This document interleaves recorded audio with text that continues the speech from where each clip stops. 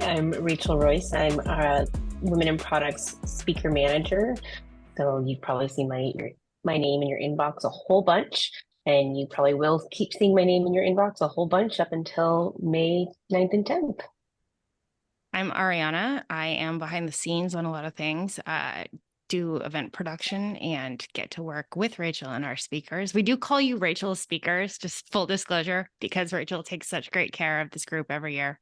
How many years has this been? What is this?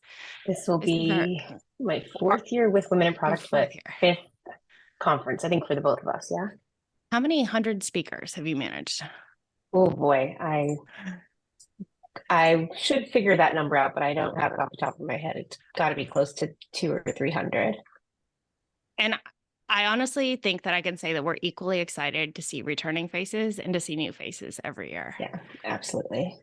This year we had nearly 65 reviewers going through each and every submission and 13 selection committee members that made those final picks. So lots of women in our community are part of building this content and deciding who gets to be on our stages. And we're just so happy to have you all here. And every submission is reviewed how many times? A minimum of 3, most of them 5. We could mic drop right there, but I'm not going to. Rachel, what is the speed pitch? Ooh, speed pitch. Speed pitch is your chance as a speaker to let our attendees know why they should come to your session, to your on-stage content, and then come and meet you afterward at your interactive session. Quick, 30 seconds, no longer than a minute. Let us know who you are, what you're talking about, and why it's important. With the speed pitch, if you are an on-stage speaker and you'll be recording with our studio team, you'll do your pitch during that session. If you are a workshop leader or a table host, you'll self-record. You can use your phone. Doesn't have to be anything high-tech or fancy. Just record yourself and send it on in so that we'll put it into all of our upload it to our YouTube channel and get it on our socials and in our agenda too. So workshops, self-record, send it in. And on stage speakers, you'll do that with our studio team. So if I'm self-recording, how do I hold my phone? Ooh, good question. You know,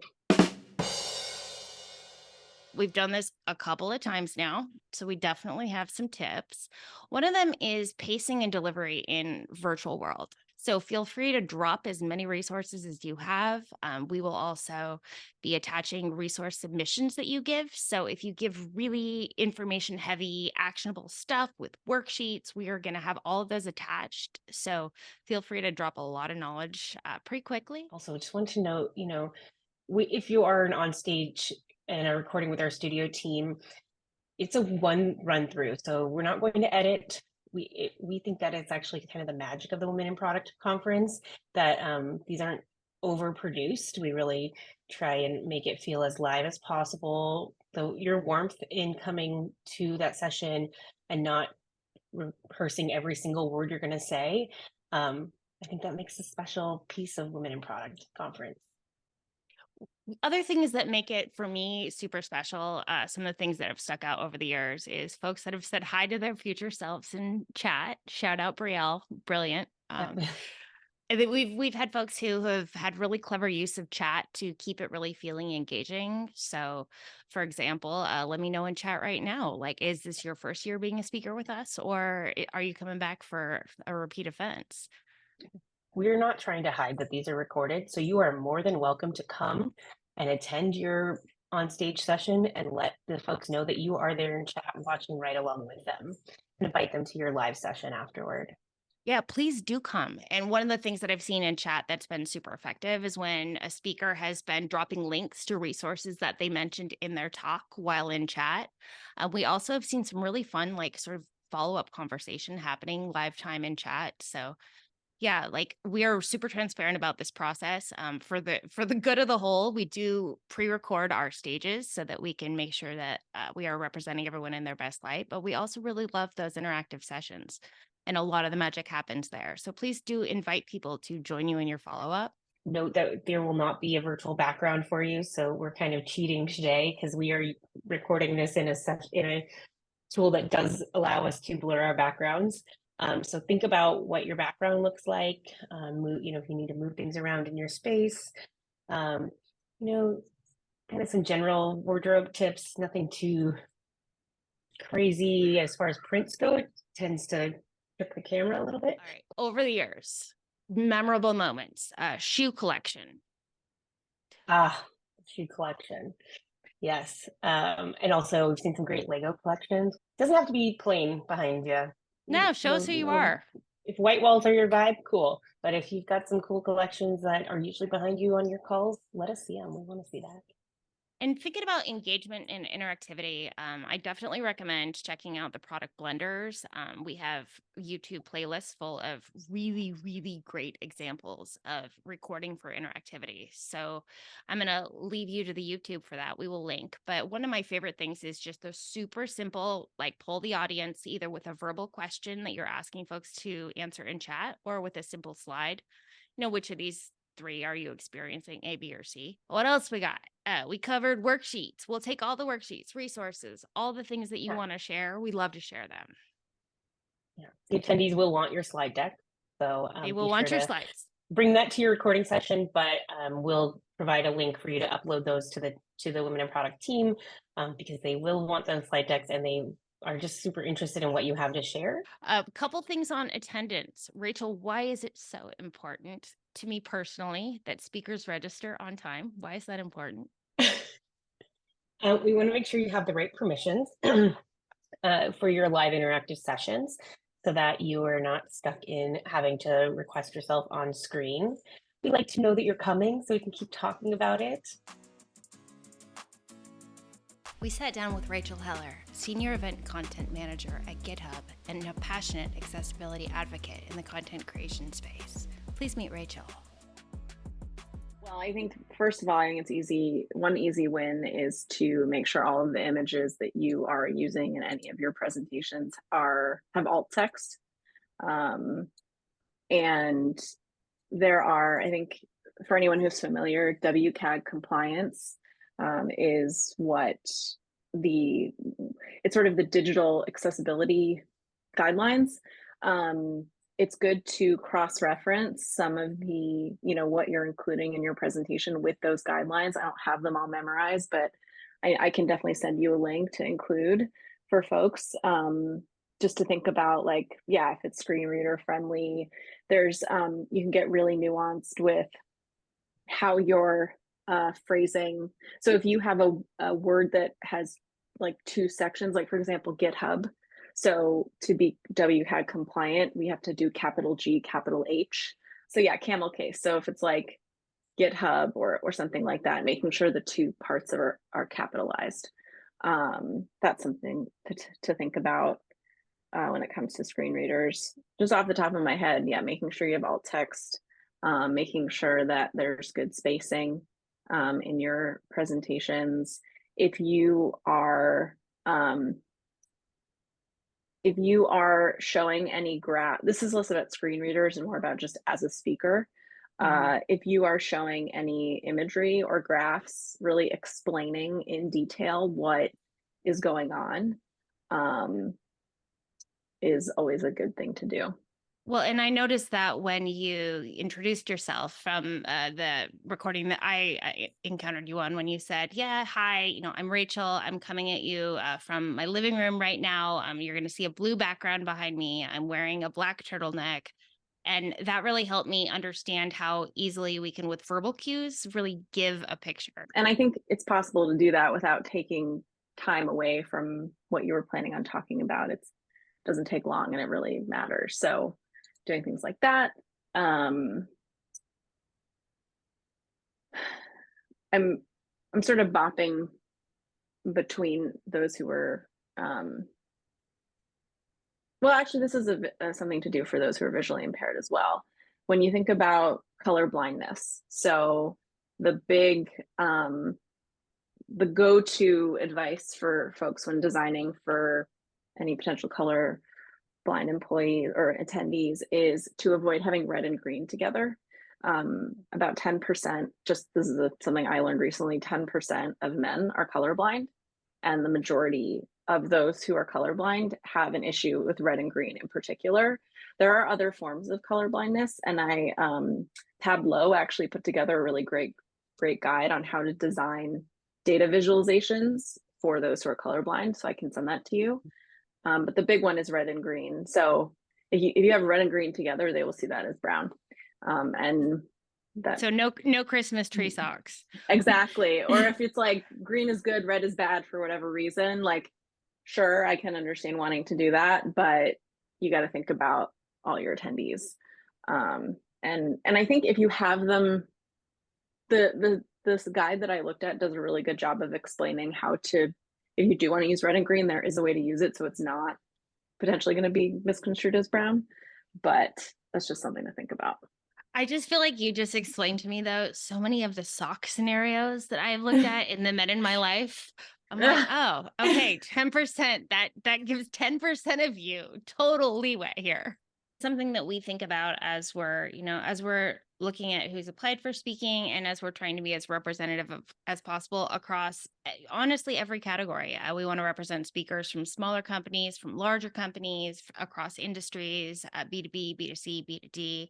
And also people that came to the field from different pathways is something that's really important to us. So as we showcase people's backgrounds, and as we invite them to tell their own stories, is there anything that you would give us for guidelines around how to tell your story in a way that's going to speak not only to your specific experience, but be sensitive to the fact that a lot of people have other experiences?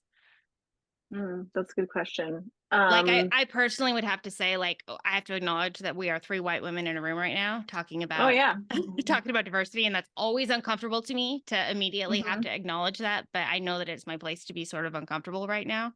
Yeah. Yeah. And I did that if you remember from the podcast, it was, a cis white man and I talking about it. So it's important to acknowledge that and to call out other organizations that are doing the work as well, and that are led by people from underrepresented minorities who have those experiences firsthand in a way that we never will. I would say, well, one, just acknowledging that, like, if there are situations in which you feel like you need to acknowledge others who have done work on your behalf, I think that's important. One thing in general, just around explanations for anything, is using plain language, not using a lot of jargon. If you're going to use acronyms, make sure to explain them. Speaking slowly, speaking clearly, and that, I think, helps for those who have different rate paces of learning, or if they want to go back and watch something, it's easy for them to do that. I also think this is more for the organizer than the speaker. Well, there's 2 parts to this, but if you have an opportunity for people to ask questions, giving a way for people to ask questions anonymously, and then as the speaker, when you're answering those questions, reading them out loud before you answer them. And that's something that benefits everyone, but it's just, an easy thing that speakers can do. I think it's important to think about all the different ways someone could consume your content, and ideally they could consume it in any of those ways, visually or audio. Some people learn more with tactile resources. So if there are ways you can make your content interactive, that's always a good idea too. But on the flip side, we're just in preparation for that. And this is something that I, through doing some of my own learning, when you're thinking about folks in the audience who might be neurodivergent, they tend to like to know what's going to happen so they can be prepared for it for the most part. So before you even start your presentation, if there is going to be an opportunity for engagement from the audience or interactivity, letting the attendees know that so that they can be prepared. Not really surprising or shocking, attendees with loud sounds or like flashing imagery or crazy like motion graphics. We can get that I get that can be more entertaining sometimes, but it can also be very disorienting for people. And so if you're going to do it, okay, but maybe give folks a heads up to expect that. As a speaker, when you're thinking about how you want to frame the content, just being as clear as possible with what's going to happen. Obviously, if there's something you want to hold first, shock value, okay, or I get that, but as long as it's not something that would be disorienting for someone. But the tool that I love to recommend to people, and I don't see this as a replacement, I just want to caveat this, I don't see this as a replacement for speaker coaching. I just think it's sort of an add-on to traditional speaker coaching, is a tool called Udly. I talk about it all the time. Definitely talked about it in that podcast you listen to, and I won't shut up about it. And it's basically like, it gives you the ability as someone who wants to practice speaking, you can record yourself. And there are AI components to the tool that will point out places where you use filler words. So fun fact, when you say like, it's because your mouth is moving faster than your brain. And so when you stop and you take a moment and you pause, it gives your brain the ability to catch up with your mouth and use less of those filler words. Udly will catch you doing things like that and point it out. And just did it and highlight, where in your talk you were using those filler words. But you can also send recordings to peers and they can point out feedback to you, identify specific locations where, they would have recommended saying something else or adding some piece of data, and it can be asynchronous. So you can get that feedback from peers without needing to find, time in busy schedules to get that coaching. This is also an opportunity for all of our speakers to meet each other and exchange contacts and have a preparation buddy. And I love that. This community is so generous with their time. It is incredible. We have coaches that run coaching circles for applications for the conference every year. Wow, that's great. It's a ton of fun. It's a ton of fun to get to support the enthusiasm of all of these women who just want to make this better for each other. I love that. And the point that I meant to make also about Udly that I forgot was it is laced with sort of accessibility guidelines as part of it. So it will point out if you're using acronyms without explaining what they mean, or using excessive jargon, or talking too quickly, or things like that. So next we sat down with Gabriel Lam, our recording partner. Gabe has a few tips for you as well. You're in the broadcast layer right there. This is well, you said bring a nice mic and a background, and so I'm not usually the one to bring the background to the party that often. I love it. I do have to point out my personal spinning fan of death background, as well as to say that I don't believe Ecamm allows for them to choose a background, does it? Because we should probably address this question. No, it does not. It does not. So you will want to be thinking like Gabe and not like Rachel and I, who are going ahead and blurring because we're coming at you from our normal, not so well put together places. So thank you for demonstrating what to do, Gabe. Oh, I thank you. I do what I can. It's fun to do this and show it off, and we're just really excited for these recording sessions to start. And I think, in thinking about the most kind of unprepared things that honestly take the most time in our sessions, which is most of our most valuable asset, is really the prep time it takes to go ahead and get ready for them. And so a couple things you can do before showing up that'll save us a lot of time during the actual recording session to give more time to you so we can hear what you have to say, is things like think about restarting your Wi-Fi router, whether you're using an Ethernet cable to plug into the internet, or if you're using Wi-Fi, just restart that Wi-Fi router anyway. And your computer as well. If it's been a while, restart that computer, close all the other programs, close all the other tabs, and that'll give you a really good leg up on being ready for the session and having a great connection, which will help you look as great as we can hope for. Did you see the pain on Rachel's face when you said close tabs? Called me out on my tab. We all love our tabs and being all set up, and we promise they'll come back. You can find your place again. For this purpose, close your tabs. What about your kids on the Wi-Fi? Do we have anything to say about maybe your kids on the Wi-Fi? I do. In fact, one thing that is extremely helpful, especially if you're at home, is having the opportunity, if you can, pull it off. Hog that Wi-Fi, have it all to yourself for 45 minutes or so. Send the kids outside and tell them to go have some fun and and hog that Wi-Fi. It'll make a big difference for you in the recording process. Another notable thing for me is always just silence all your notifications, because that noise of Slack in the background will derail any of our brains, because we all are so ready to respond to that noise. So turn You know, Slack on mute. A really nice tip that helps out. This is particular to Mac users. I'm sure there is a Windows equivalent. So call them out if you know them. But for Macintosh, there is a do not disturb feature. If from your main screen, if you go to the top right, to some of your main kind of settings panel, and the top right drops down, you'll see this thing. It's called, I think just Focus is the name of the app, or maybe it's just do not disturb. Either way, it's represented by a little crescent moon. If you click it on, you can have it just do not disturb, and that shuts off all the notifications that will be coming through your computer, be it Slack, Zoom, what have you, and give you a chance for a little peace during the talk without being notified and interrupted in the middle of giving your talk. But will that shut off my dog's barking? That won't, No. unfortunately. But maybe the dog can go out for the lunch run with the husband as well, or out with the child And the kids. We're gonna send them all. for a long walk. Everyone can just go out for a while and And you reappear with tacos. I also want to call out that, Gabe, you'll be sending a calendar invite, and it has all kinds of good information right there that people can access, does it not?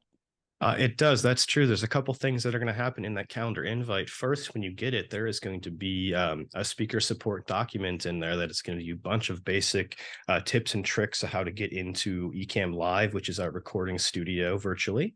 And so it's great to take a look at that for a few other additional reminders as well. And also, after you book your session and before the day of, that invite is going to be updated, and a link to the recording studio, to the virtual recording studio, will be in the invite, as well as we'll be adding the recordist who will be there with you for the session to that invite as well. And for most of those sessions, that's actually going to be me. How many years have we been doing this for now? Well, this is our fourth conference. We started in 2020, and here we are, 23. Already. Has ever in the history of ever anyone been unable to get into Ecamm? No. So Never that's not a happened. problem. You're going to click on the link and you're going to be meeting with Gabe. Yeah, it's very similar to Zoom. The best reminder on the way in is just to join from Chrome. That is the browser for the experience itself, and it's going to ask you similar things, like if it can use your microphone and your camera. It'll say yes and yes. It'll have you type in your name and click join, and I'll be in there on the other side to let you into the room and greet you and show you around. Awesome. Thank you, Gabe. Today, we are here live in the sessions area to meet you, answer your questions. Even if you don't have a question, you should probably just come say hi, because we would love to meet you. And because I like to meet Rachel speakers.